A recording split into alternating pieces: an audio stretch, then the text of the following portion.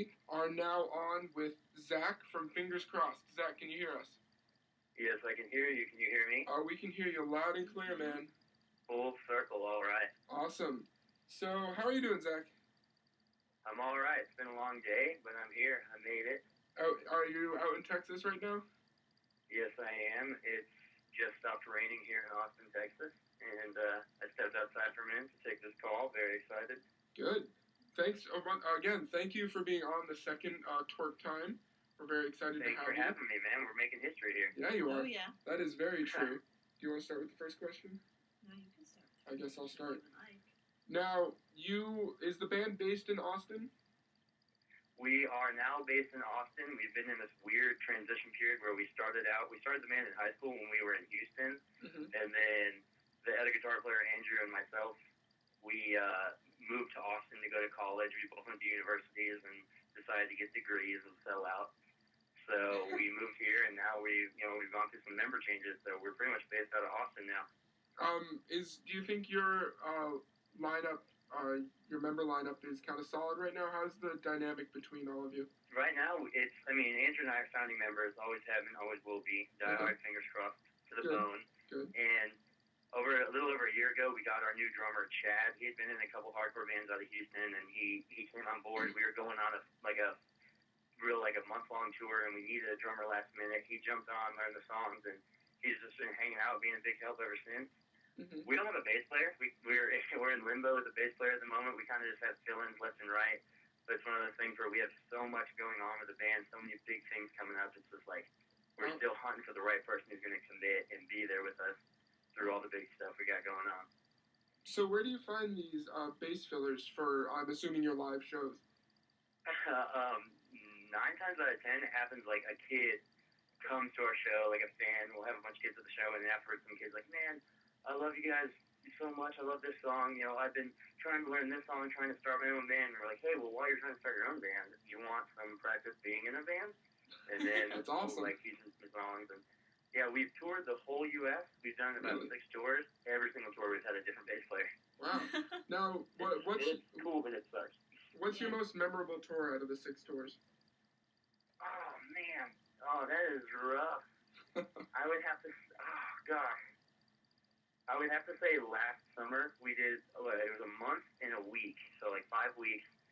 We did from Texas, all the states straight up into Wisconsin, in every state east. That was a long haul. We did a ton of fun stuff, got to see a bunch of fun stuff and learn a lot about each other, caused so much trouble. I mean, that's probably the best. What kind of trouble did you cause? Uh-oh. Oh my gosh, we went to the jelly bean factory and caused a hoot. Everyone loved us. That's good. What else? Just so much. We got free. Some kid had seen our band the tour before, and he worked at the aquarium in Boston, and he let us in, and we had a ton of fun doing that. And we I don't know, that tour was just cool to go down to Florida. Except for Florida. Florida's the worst state. Don't ever play there if you're in a band. It rains every day, and it's super sad, and you'll get depressed. That was the first tour we actually had a big van. Before that, we'd always toured in a small minivan, so it was cool to have an actual band and stretch out and feel like a real band. Who did you tour with last summer? We have actually never toured with the band. We've done every single tour alone. Really? So do you find local bands to the venues you go to, or do you just play just a long set? No, yeah, we pretty much get local bands to help open up and help promote it. It's all been DIY. Every tour has been DIY. So that's how it's kind of more fun that way because you make friends and you're exposed to a lot more music. It has its advantages. At the end of the night, when you get paid out, you only have to all the gas money goes to your van, which is cool. And if you have to find a place to sleep, someone's floor, you only have to worry about 5 people. It's a lot easier for someone to let 5 people sleep on the floor than 10. True.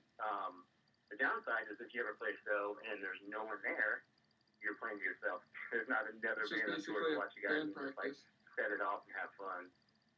Now, when did you release De Los Cruzados? January 1st. We figured it was the best way to set up the new year. Now, is that your first full length? It is our first full length. We have done like self-release EPs and splits like before then, and we always like the recording process and like production quality got better and better each time. But this time we actually back to the earlier when I said last summer was like our most memorable tour.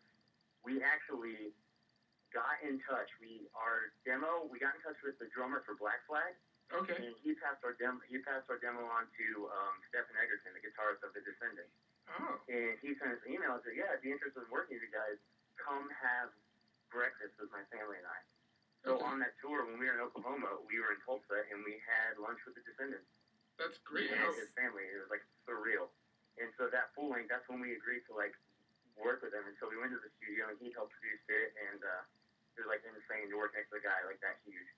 And so that was our first full length. We were glad that he had his like influence and his touch on it. And then that's when we were just like, we got to get this thing out because we're so excited to have people hear us working with the guitarists of the Descendants and what it's going to make our sound like.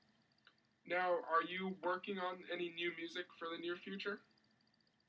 Ooh, I mean, I guess I can like spill some beans, you know what I'm saying? Because we're making history here. Of course. Yeah, we do have something coming out pretty soon. Ooh.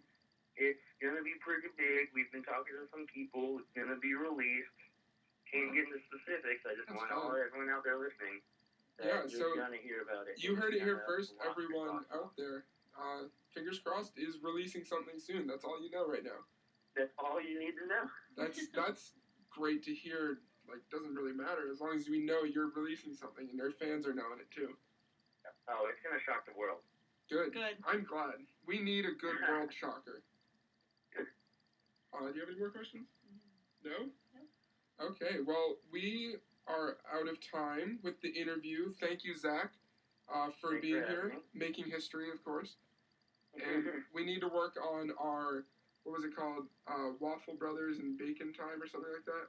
Oh yeah, it was Waffle Talk with the Bacon Bros. Yeah, we're podcast about look for a new podcast with me and Zach, coming out soon, talking about current events and everything. It's gonna be great. So Pretty awesome. Yeah, we are gonna go to the first song from Dados Cruzados, "These Kids Are Weird," and again, Zach, thanks for talking to us. Hey, thanks everyone for listening. Thanks for having me, guys. You take it easy. Have a good one, man. Bye. You too.